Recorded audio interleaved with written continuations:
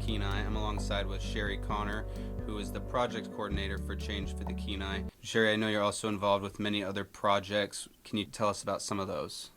Well, I also work at Central Peninsula Hospital's Behavioral Health Department, specifically in the Serenity House intake office. I'm the intake coordinator, so that job really entails getting people into services and moving them through our system of care.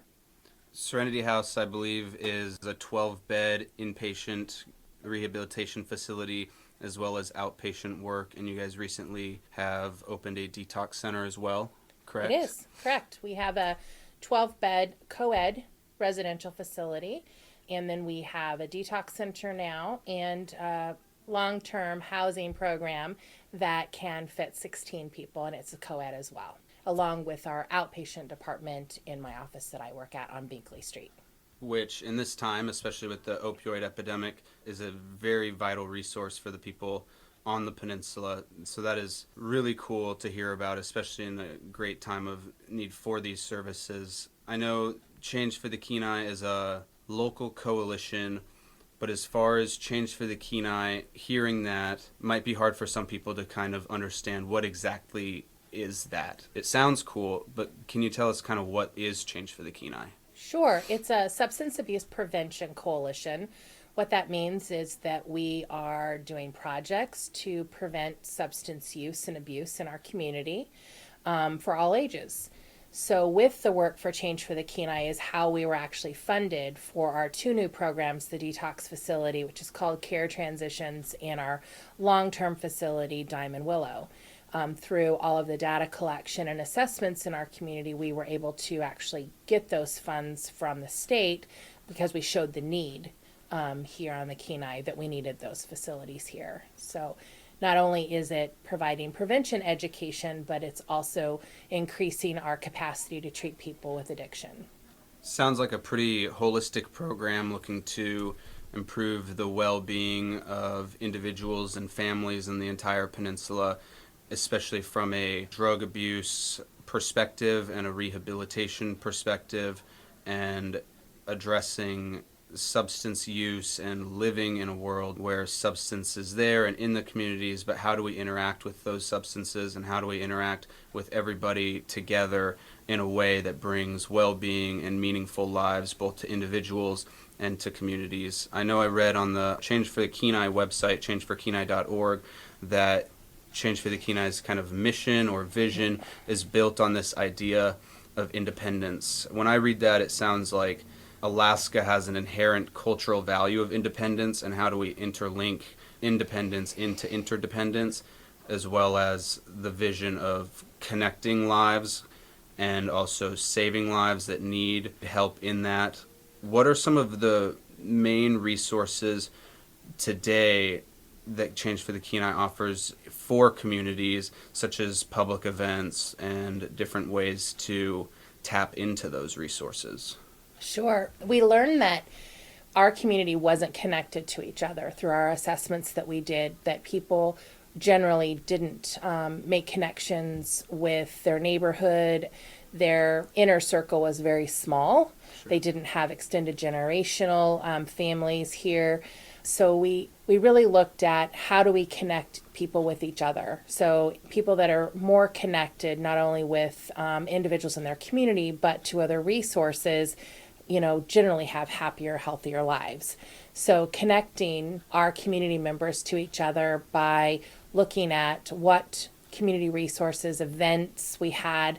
We looked several years ago, probably back in 2014 now, what community events were available for people who actually lived here and not just for the tourist market in the summer. And there were very, very few. Today, the Soldotna community, the city of Soldotna, has created the Wednesday market and the music in the park, the movies in the park. Soldotna Creek Park creates a area where people can connect for very little money, if at all. So kudos to the city of Soldotna for that. When we looked further, there weren't a whole lot other than like 4th of July parades or just Sure. basic events that most communities have. So That's something that we've tried to do by our community runs.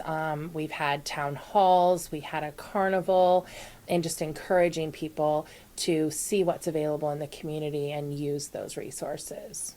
That sounds awesome and especially super valuable. I know I moved up here from Montana about 5 years ago, and some parts about small town Montana or larger towns, although there aren't many, is that, some people have been there forever. But then I moved up here 5 years ago, and really a lot of people share kind of my same story. Came up to fish or came up to work for a little bit and then stayed. So there's not a lot of like multi-generational habiting of Alaska. And so kind of part of those connections, long-time multi-generational connections, we almost have to actively create. And it sounds like those connections are valuable.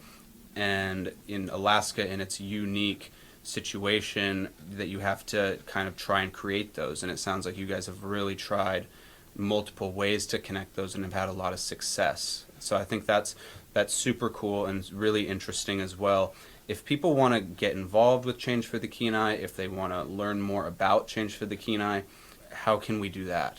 Certainly, they can contact me at my main office. The number is 714-4521, or by email, sconner, CONNER,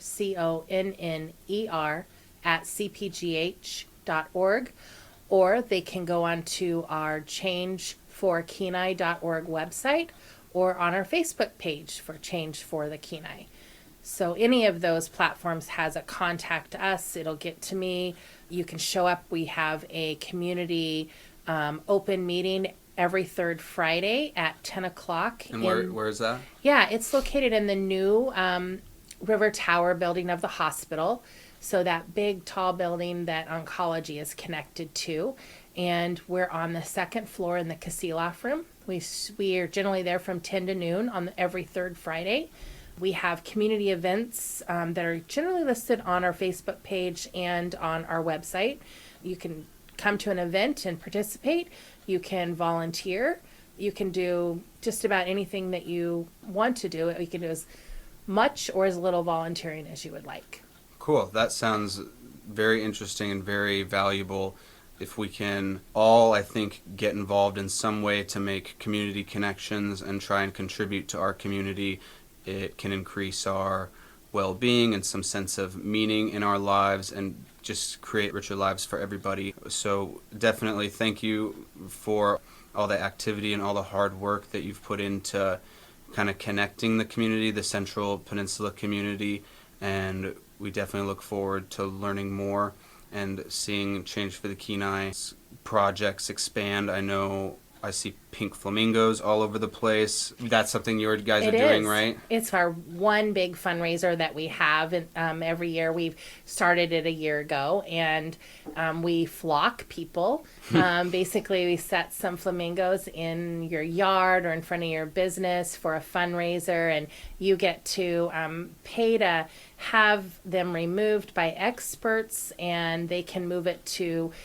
your friends or families or maybe your competition, and we'll flock them. You can buy insurance to ensure that somebody doesn't send them back to you. Just a fun community game, as it gets people that are in our coalition and youth that are in our coalition out having fun in the community, seeing new businesses, and also lets businesses know that we're out there and that we're here, because there's very few people today that can say that they aren't touched by addiction. So any of the funds that we raise, we're basically putting that back into our community here, doing educations and providing incentives for kids to come to educations. We'll be at the Wednesday market this whole summer, providing educations about safe medication practices to all participants. And we have a community overdose prevention education that will kind of do a little bit of that there as well. But generally, we want the public to know that we're here. We're open to suggestions about other educations that we'd like to see. This year, we ran a video contest about safe medication practices through the school system for youth that are enrolled in our school district. And we had 3 winners, and their videos were fantastic. They put a lot of hard work into them. They had adults that are close to them be involved as well. I saw teachers and nursing staff from the schools and counselors get involved. So we really want to have our reach as far out there as possible to get involved so that addiction doesn't overcome our community. So by creating these connections and by creating all these opportunities for people to get involved in their community in ways that provide information and resources and hope around addiction, as well as just general ways to increase your connection and your well-being and your sense of social support, all great things. Thank you so much for all that you guys are doing at this point. And as you know, there are a lot of ways that everybody can get involved. Check Change for the Kenai out on Facebook, on their website, changeforkenai.org. Thank you so much for telling us about Change for the Kenai, and we look forward to all the projects that continue to be produced. This is Eric and Sheri, you and I for the Kenai.